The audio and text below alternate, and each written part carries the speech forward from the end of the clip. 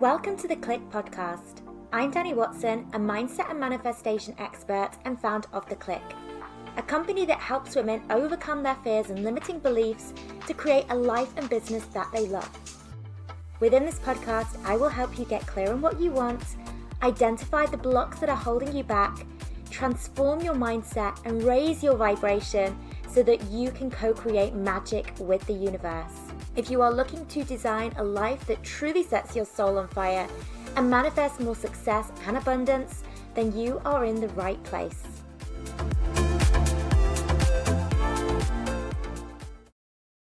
Hello ladies, and welcome to a brand new episode.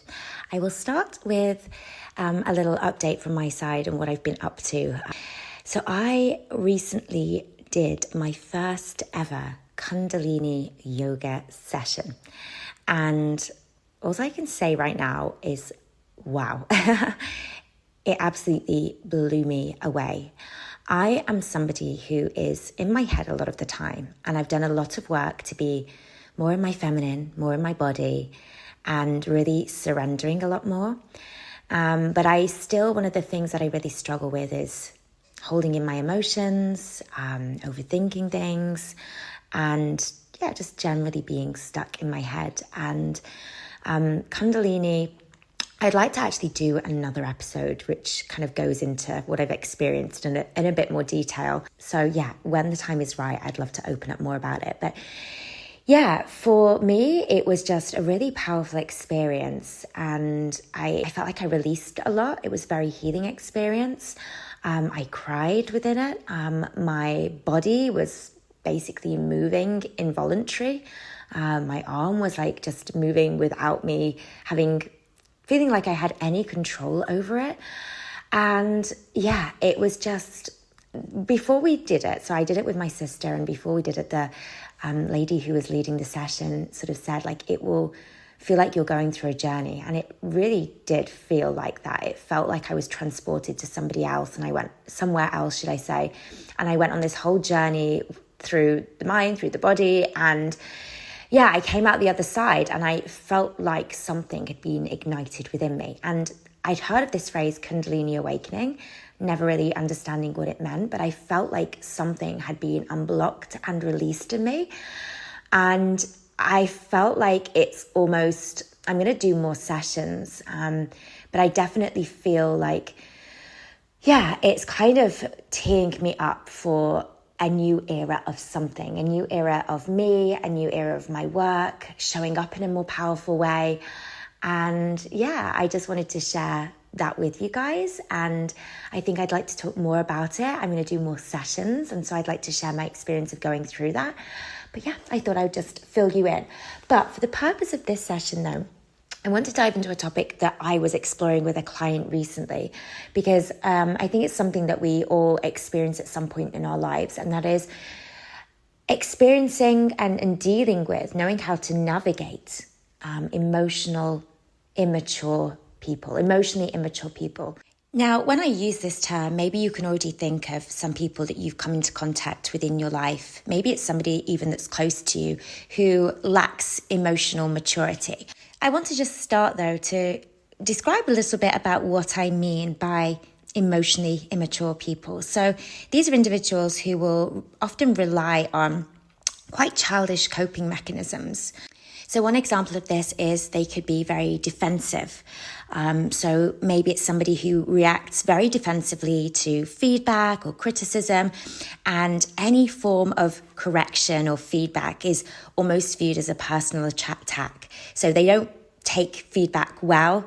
They don't see the opportunities for growth. They just feel like they're being attacked personally. They also could be quite self-centered. So they may prioritize their needs and their feelings over those of other people.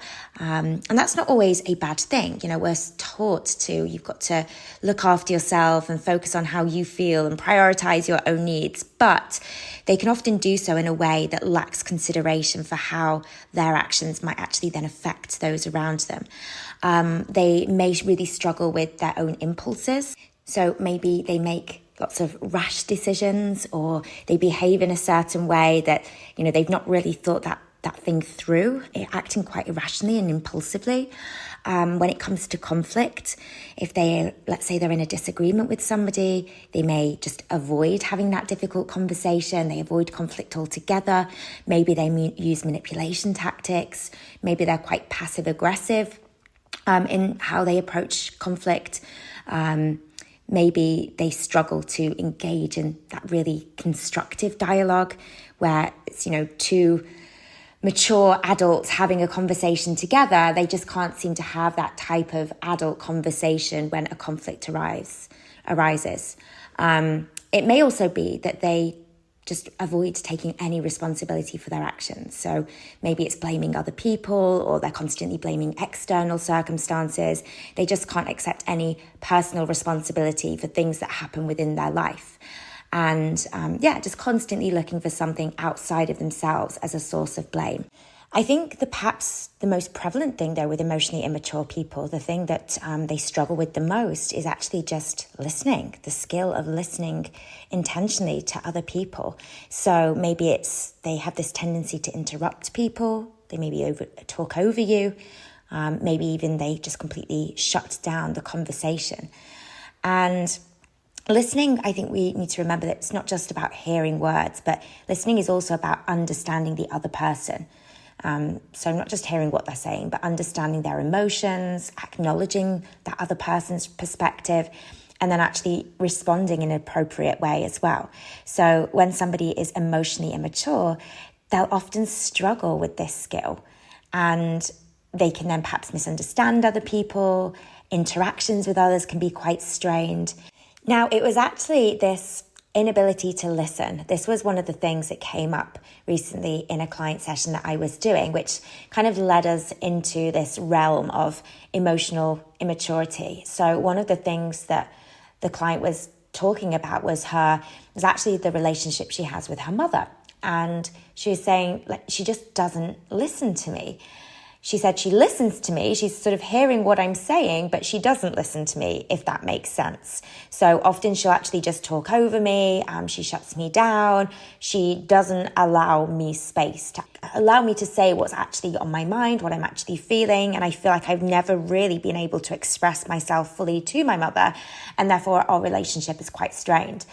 Now, what was really interesting is that we started our work together.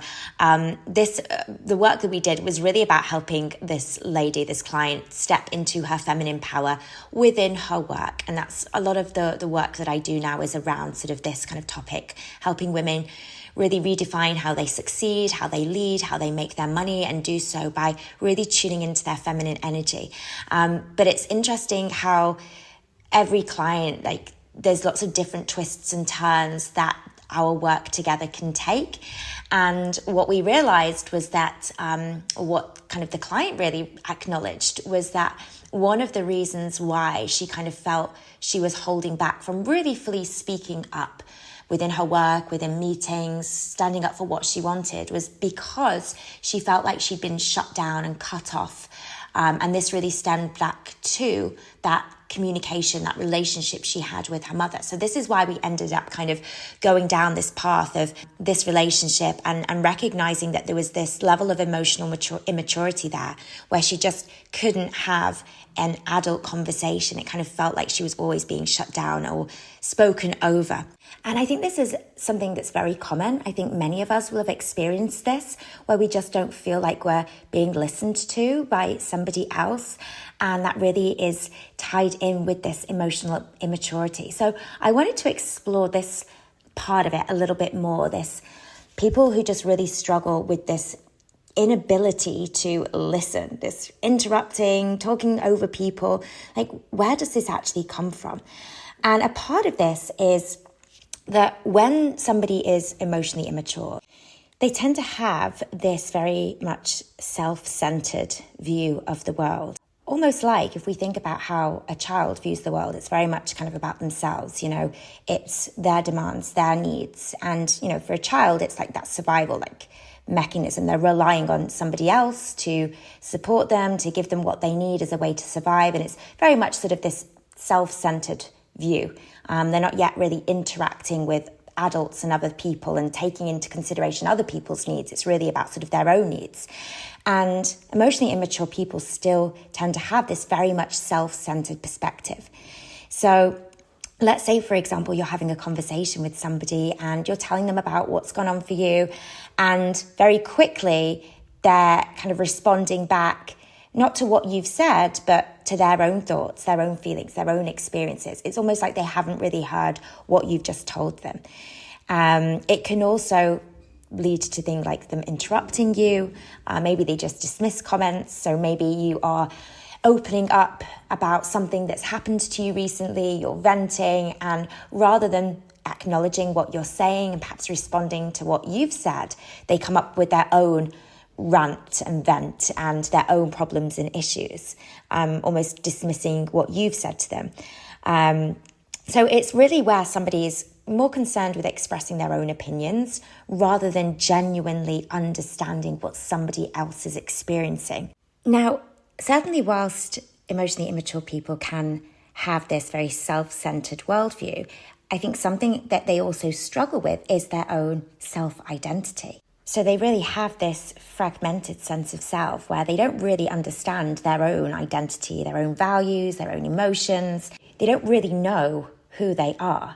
And so we started to actually explore this topic together with my client, and something that she mentioned was that her mother's not very strong in her sense of self. It's almost like everything is done to please other people, and she will almost bend who she is to conform to whatever group that she's in. So she doesn't have a very strong set of her own opinions and will often sort of go along with what other people are saying and just sort of agree with other people. My client also described her mother as almost like having multiple personalities. So, when it was, around the neighbours, for example, it was very much this keeping up with the Joneses kind of appearance, which was very different to how she was behind closed doors. Or if she went into, school to speak with a teacher as a child, she would present herself in a certain way. So it's almost like she didn't have this strong sense of self. It would very much change depending on who she was with and the environment that she was in. And this fragmented sense of self was really contributing to this emotional immaturity, and particularly this inability to really listen effectively and actually engage with other people's perspective. And a part of this is tied in with this defensive nature.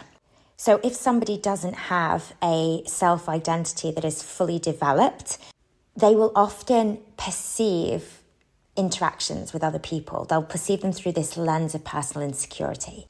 So they end up having this really heightened awareness of any possible threats or maybe criticisms that could potentially come up in a conversation. So this was very much relevant with my client's situation, where it was almost like her mother was constantly on the defense. They could never have a proper conversation because her mother was always expecting some sort of criticism and was very defensive. And so, they were, because of this defensive nature, they weren't able to engage openly. She wasn't able to take any sort of constructive criticism because that was almost seen as a personal attack. It's like, oh, I'm being attacked personally. My character's being attacked. Now, if we kind of go into this a little bit further and we kind of look back as to, okay, well, what did the mother experience? Again, like with most things of what we experience in our adult life, it can be traced back to our childhood experiences. So let's say in childhood, they were experiencing lots of stressful situations, maybe lots of conflict within their household. This can really impact the child's ability to emotionally regulate themselves. It can affect their interpersonal relationships. And it also means that they can often be in this constant state of arousal where they really find it difficult to manage their emotions and manage their responses.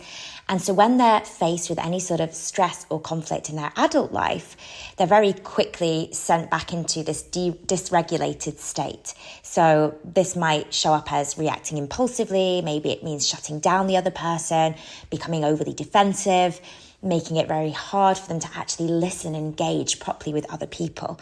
So what's really happening here is they're becoming emotionally overwhelmed. And when we're emotionally overwhelmed, our natural response is often to just either deflect, or we can perhaps just avoid the situation altogether. So basically deflection here is a protective mechanism.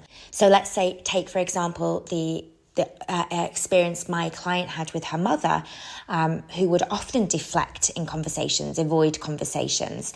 So taking the example of my client, when it came to interacting with her mother, she felt like she just couldn't really express to her mother what she was feeling. She couldn't kind of give any sort of constructive criticism or feedback.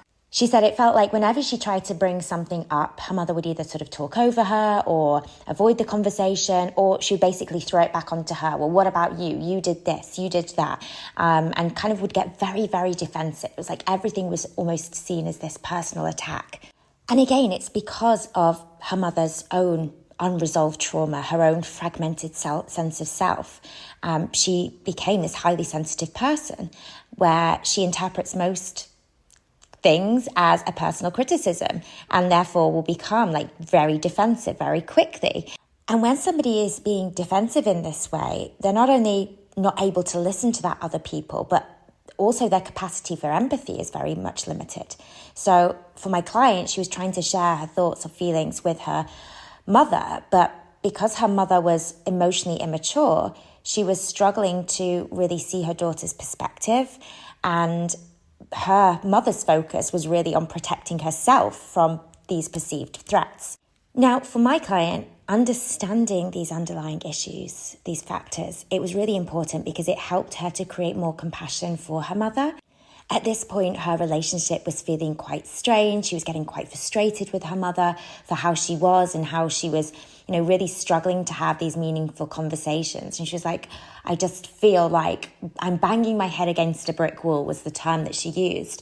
But actually understanding that the way in which her mother shows up and her lack of emotional maturity is actually stemmed back from perhaps quite complex trauma in childhood, it gave her a level of compassion and understanding for what her mother was also experiencing. Now, something that we worked on together, my client and I, was actually coming up with solutions for how to deal with emotionally immature people. So for her, it was the mother who struggled to listen, who avoided conversations, who got very, very defensive.